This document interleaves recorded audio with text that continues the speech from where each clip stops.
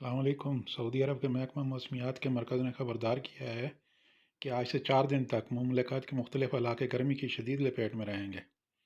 ان علاقوں میں درجہ حرارت 50 ڈگری تک جا سکتا ہے، اس لیے سفر کرنے والے اور کام پر جانے والے حضرات احتیاط سے کام لیں۔ لیکن اس کے بالکل اپوزٹ ابا خمیس والے بارش کے موسم کو انجوائے کریں گے۔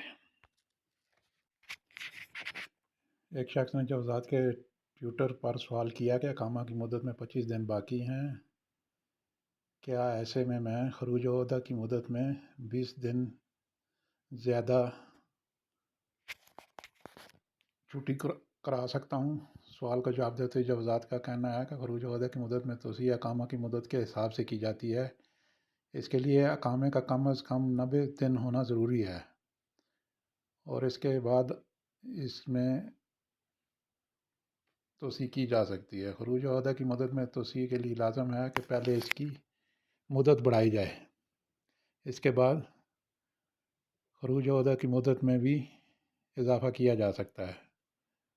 اس کے لیے ضروری نہیں ہے کہ آپ 1 سال کا اقامہ تجدید کرائیں، اس کے لیے آپ 3 مہینے کا بھی اقامہ تجدید کرا سکتے ہیں،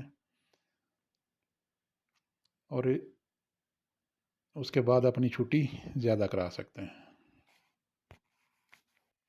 اور اب لاسٹ میں کرکٹ، انڈیا وائے ساؤتھ افریقہ۔